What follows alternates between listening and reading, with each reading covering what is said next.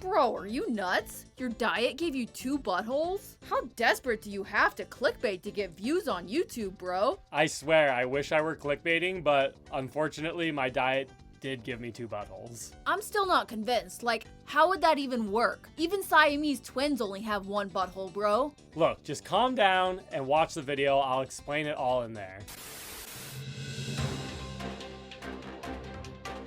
Coming at you live from Skeleton City. Today's video is gonna be interesting to say the least.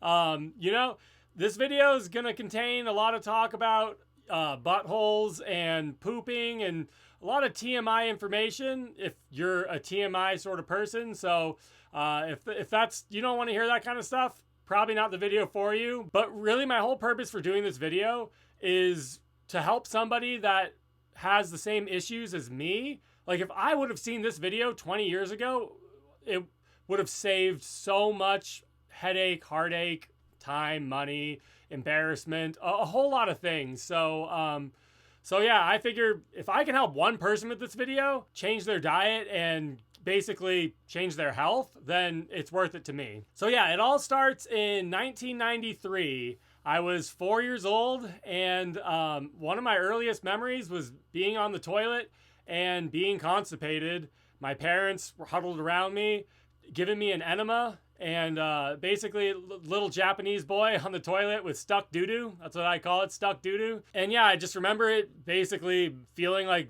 giving birth. And I've had gastrointestinal issues since then.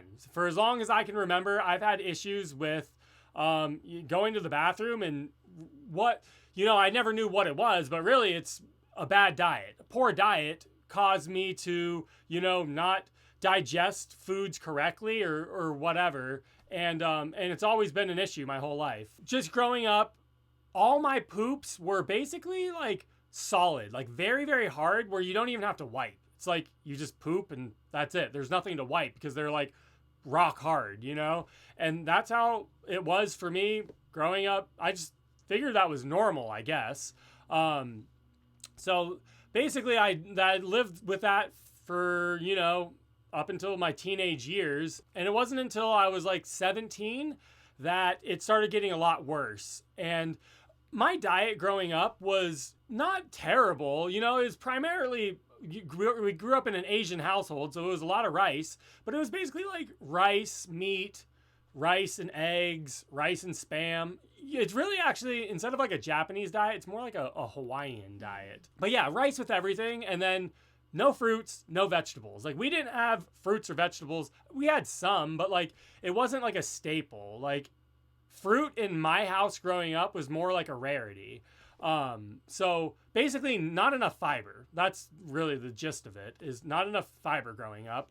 And for somebody like me that has gastro issues like that, fiber is everything. So when I was 17, basically I started having blood in my stool 100% of the time. Like, anytime I have to go to the bathroom, there's blood in my stool. And it literally was the most painful. It felt like you were crapping out a razor blade. Like, it literally felt like a razor blade coming out every time.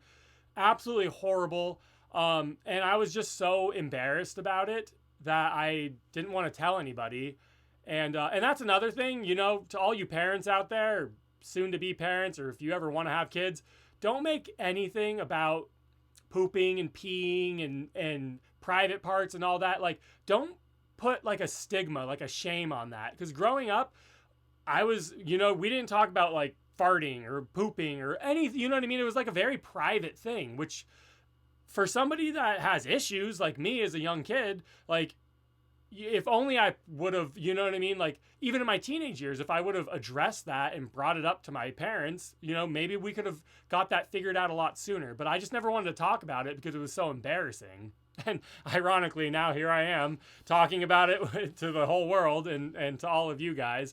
But yeah, it was very stigmatized. So I had blood in all my stool.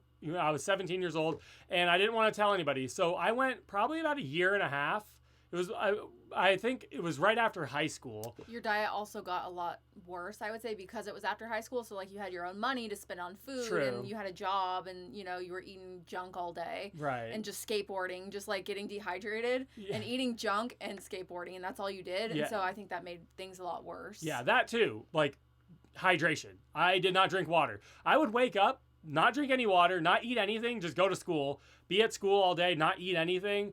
And at the time I worked at Papa John's. Get off school, go to Papa John's, and like only eat, you know, Papa John's pizza, Sprite, and chicken tenders. Or Papa John's had like, they weren't chicken wings. They were like they had tenders. Yeah, they. I don't know. Yeah, they're like, yeah, they're pretty good. I forget what they were called. But anyways, yeah, that was my diet. It was Papa John's for a minute there. So yeah, she's right. When I became an adult or a young adult and started getting my own money, then my diet got even worse. So even less fiber. So yeah, basically it was right after high school. I was 18 and it got so bad. Like the bowel movements were so painful, the razor blade pooping, and I cracked. And finally, like, I would literally be scared to go to the bathroom. Like, it was like terrifying to go to the bathroom because I knew what was coming. I lived with this for like a year and a half, which is insane to think. And finally I cracked and I asked my parents and I said, I don't know what's wrong with me. Like, at the time I'm like, I might have like colon cancer or like stomach cancer. Like, I thought it was something. So I approached my parents and said, you know, there's a problem, like maybe I should go to the doctor. So go to the doctor and he said, you know, we got to do a colonoscopy to see what's going on. So he does a colonoscopy and that was the first time I ever was under general anesthesia, and that sucked. But yeah, basically he said, oh, you just have hemorrhoids. Like, that's what he said. You have hemorrhoids. So I was like, okay, what do I do? And he's like, he gave me these like suppository things that you like shove up your butt. And I don't know, that was supposed to like cure something. It did absolutely nothing. And then he said, take Metamucil. So he was like, oh, you're not eating enough fiber. Take Metamucil. Not like eat fruits and vegetables and like living real foods. Right. Like, yeah. Take a powder. Right. And I took Metamucil and that did nothing. So the suppositories and the Metamucil did absolutely nothing. And my situation it basically was the same. It never got better. But this is actually the crazy part. Right after the colonoscopy, we were working at Target, and I don't know why that's relevant, but we were. And there was a skateboarding website called The Barracks, and there was this guy on there. He was this raw fruitarian guy. His name was Chris Kendall. Shout out Chris Kendall. And at the time I was 18, 19 years old, very like young, impressionable kid. And this Chris Kendall guy, fruitarian guy, was like, yeah, like raw foods, like you gotta be raw, man. And I was like, just like an idiot kid, and was like, yeah, like raw, like cooking your food, like that's killing it. Yeah, like you'll kill the nutrition in your food if you cook it. Eat it in its natural state. Yeah, like. So yeah, I was like... But we didn't really know what that meant. Yeah, I didn't. So we were like, raw almonds. Yeah, I know. Like, they're raw. Yeah, so we would just eat raw broccoli and raw almonds. We were like, raw. Like, it just has to be raw. We did that for a while. We didn't even eat raw fruits. Like, that was the point, was to eat... Like, I think he eats a lot of raw fruits. But, like, we didn't. Yeah, I was, again, like, idiot kids. But then I ended up buying his book. It was like a $10 little pamphlet. Pamphlet. You probably have it somewhere. I probably still have it. Shout out Chris Kendall's $10 pamphlet. And then in the pamphlet, it had some recipes. Bananarama. Yeah, it had some recipes. And all it is like 10 bananas and water blended together. It was literally 10 bananas. The Bananarama was 10 bananas and water. So then that's when I realized, like, I just started following the recipes, and then I figured out it wasn't just raw almonds, but it was fruit, and it was fiber, and it was water, a lot of hydration and fiber-rich foods. So we tried to do the whole fruitarian thing at the time, and no offense to any fruitarians if you guys are watching, but like some aspects of, you know what I mean, like fruitarian for breakfast is a great thing, but to only be fruitarian forever, it's too much. I don't think we successfully did a full day of being fruitarian. Like, we were starving. No, we probably did like a couple weeks. A day? We did a couple, maybe a week. Yeah. I feel like at the end of the night it was like binge time, where it was like, oh, it was. Let's go like ham on like cheese and this and that. Yeah, and one of my friends, he did the whole fruitarian thing with us, and like we would be like raw all day, like just eating fruit or whatever, and then like as soon as he'd be like, oh, I gotta go to Whole Foods to get some more bananas, and he would go to Whole Foods, and as soon as he would drive away, then we would just like get the grilled cheese and the whatever. We would just like literally binge out. And we thought like, oh, well, like we feel bad, we're going behind his back. And then we came to find out like years later that he was going to Whole Foods and eating like the hot bar, hot chicken off the bar. Yeah, like, he was literally just going to Whole Foods and like binging out of Whole Foods. So yeah, we tried. Like, we did not know, like, really, even still, like, we had the information, but like we didn't really know what we tried to eat all celery and our tongue went numb. Oh yeah, yeah. Like we just tried to eat like a bunch of raw fruit, like it just. Yeah. And yeah, you couldn't have, it's not like tier 1. Tier 1 is fruit, juice, sugar, vegetables, but like this was like raw. You couldn't have anything cooked. Mm-hmm. So you like basically like we couldn't even like dip a celery stick in ketchup. Like, right. We tried to make disgusting ketchup out of like blended tomatoes. Yeah. Yeah, so basically you couldn't have anything that like was convenient at all. So you like back yourself into this corner, and it was very limiting. Very limited, very restrictive, and like honestly, like, so if anybody can make that work, you know, shout out to you, but like 99.9% of the world is never going to make that work. But sort of off topic. But the point is, doing fruit for breakfast, like that's something that did stick with us. That did stick with us, and that is something that changed my gastro issues forever, because finally I had some fiber in my diet and water. There was, you know, heavy emphasis on water, and things started working correctly, and that basically fixed all the razor blade, you know, bowel movements and the blood and the stool and everything. You would get them like from time to time. Yeah. Maybe if it was like, you know, we ate something like bad, or you weren't like, you know what I mean?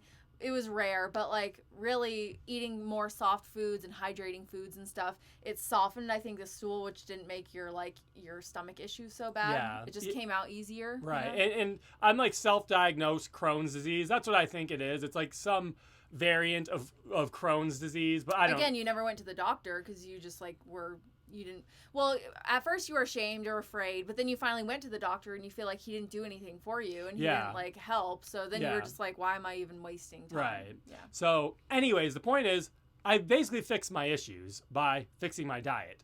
But then this is like 2012 or 2011, somewhere around there. One night I'm taking a shower and I'm washing my butt and I feel something. Like I feel like it felt like a boil or something. I was like, what is this? And it ended up popping and draining, and it was just like basically like there was pus or whatever in it. And I was like, well, that was weird. And then it came back, and it was like a reoccurring thing. And I was like, what even is this? Like, hopefully it just goes away. But what it ended up being was, it's called an anal abscess is what it was.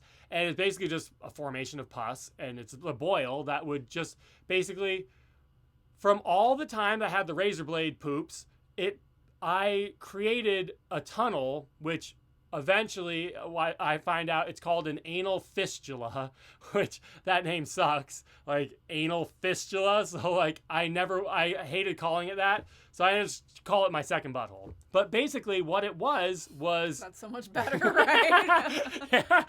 Yeah, I'm to the point that I just got a second butthole is a better term than anal fistula. But yeah, what it is, it's a tunnel that was created from all the like trauma or whatever of the hard poop, and it created a tunnel that ended up creating a hole next to my other butthole. So it's second butthole, and it would just fill up with pus, and then it would drain, and sometimes it would be gone for months at a time. So basically I lived with this. This is like 2012. So this is whatever, almost 15 years ago. And I've been living with this for that long. And like I said, sometimes it would go away for months at a time. So I would be like, okay. I'd be like, cool, I think it went away. And then it would come back. And sometimes it would be worse than others. But basically, yeah, I lived with this on and off. And then once I lost weight in 2023, or whenever that was, 2024, I started losing weight. It turned into an abscess one final time, and then that's when it is now like, it's no longer an abscess, it's just the fistula, which is just a hole. Just the open, It's just tunnel. It's basically an open. So it's just constantly draining. It's constantly draining. Yeah, it's basically an open wound, open leak all the time, and it just leaks constantly. And so I was losing weight, and it was leaking like way more, like all the time. To the point where, like, yeah, I basically always have to have, like, something to absorb, or something to absorb it. Like, now I know what women feel like when they're on their period and they have a pad or whatever. Like, I got to experience that. So, again, this is why I'm making this video. Like, please, like, change your diet. Like, don't do what I did. Like, and it's crazy because we have this whole gastro thing that runs in my family, and I have relatives that are actually experiencing what I'm experiencing. Like, they're going through the same thing, and I don't think they're going to change their diet, but yeah, so they're probably going to end up having the same thing that I have to go through. But anyways, the point is, yeah, it was, as I was losing weight, it would just constantly be leaking. So in my head, I figured like maybe like the fat cells, like I'm shrinking all these fat cells, and it's just like getting flushed out. Yeah, what you figured was like, okay, like it's doing this way more, but I am losing weight, so like maybe it's detoxing. This could be a good sign. Right. I was hoping that it was a good sign that like once I hit my goal weight and I was done losing weight, then it would just finally stop draining and it would just maybe close back up again and just whatever. But that's not the case. I'm done losing weight, and it's still happening. It's still happening. And I've already researched this, and I know... You got a little book on it, remember? Yeah, I bought a book on this. Basically what everybody says is you need surgery. Like, I've taken, like, homeopathic medicine. I took, like, the little, I think they're just sugar pills, but little homeopathic stuff you put under your tongue, and it's supposed to, like, get rid of it. It's like some sort of Indian medicine. It didn't work. And if you go on Reddit, you ask ChatGPT, whatever, everybody's like, you just have to have surgery. Like, you just gotta get it taken care of. But they also say sometimes surgery doesn't fully solve it. It could come back. Right. So that's another reason why I'm like, was weary of getting surgery. Like, is it worth it? Like, right. At least you wanted to wait until you were done losing weight because you didn't want to, like, mess up any progress by, like, going and getting some not unnecessary, but, like, not necessary right now surgery. Right. Exactly. So so then I broke my collarbone and I went under surgery and I had surgery on that. So it just sort of like I don't know, got me more. Yeah, I mean, not that you were, I mean, sure, you were a little afraid, like, who wants to go under, but it's right. like, okay, I did that, like, may as well just get it all done now. Right. What you wanted to try and do is when you have to get this out, yeah. see if they could go and do both surgeries at the same time, but they won't. Yeah, he said no. He said the only way they'll do both, like when I take the hardware out, he said only trauma, if it's like a trauma patient. Like necessary. Yeah, then they'll do. Or at least if it was on the same area, but like clearly we got other ends of the body. Yeah. So. But anyways, so the point is now I'm like, you know what, maybe I'll go to the doctor and just schedule the surgery or see what he says at least. Because I self-diagnosed all this, and like it turns out I go to the doctor and I was right about everything. It is the fistula. It is everything that I thought it was. So yeah, 2 days ago we go to the doctor and I'm there to basically get the exam. And yeah, I thought that because when I got my colonoscopy, he just was like, pull your pants down and bend over and basically show me your butthole. And he just looked at it or whatever. And then he put you under later for a colonoscopy, where right. they could get the camera and look around. Yeah. So I figured he would just want to, honestly, I was hoping what? Just examine from the outside, and then if they need to go further, then like. Yeah, I was hoping he would just take my word for it. Like I could go in there and be like, yeah, doc, I got an anal fistula. Just trust me on this one. And I was hoping like I wouldn't have to, like, if I don't have to show a random stranger my butthole, I'd rather not. But anyways, she was there. But he was like, well, I signed some waiver, but I didn't read what I signed. She was like, oh, just so you know, like, if you have to sign this before the doctor does any sort of exam. But I think we were both thinking, like, oh, okay, like, he's just going to, like, be like, spread them, you know? Right, yeah. Look. So he was like, he was basically like, okay, lay down here, pull your pants down, spread them. So I did, and then he was like, it was like something out of a movie. Like, I swear he, like, snapped the rubber glove, and he was like, okay, like... He was like, it's going to be cold. It's going to be You're cold. Gonna feel some jelly. And I was like, no, I wasn't prepared for this. And then, dude, like, he went right up in there, and I was like... I think you were like, no. Yeah, I was like, no, because it's funny, dude. Those walls were like paper thin too. Yeah, everybody. I was like, they have to be hearing this right now. But I was like, no. And then he went in there and like, well, because it's like he had to feel around and he wanted to feel the tunnel. You know, so he's like, dude, he was poking and prodding like bad. Well, dude, he the finger examination's over, and then he's like, all right, now's the bad part. And I was like, that wasn't the bad part? And, dude, I don't know what he did. It felt like... It must have been the thing. It was like a probe. It was like something out of like the aliens do. And, dude, that thing was terrible. I was saying all sorts of obscenities. I feel bad. Like, I was laughing. Well, I was half laughing because... She's right there. It was just like awkward. Like, what else am I? And there's the other guy. There's like 4 people just like watching this happen to you. But like, but dude, that thing, I don't know what he shoved up there, but dude, it was horrible. Probably a tracking device. Yeah, it was seriously like Austin Powers. It was like that scene from Austin Powers. Ooh, frisky are we? But yeah. So, anyways, he examines me and then.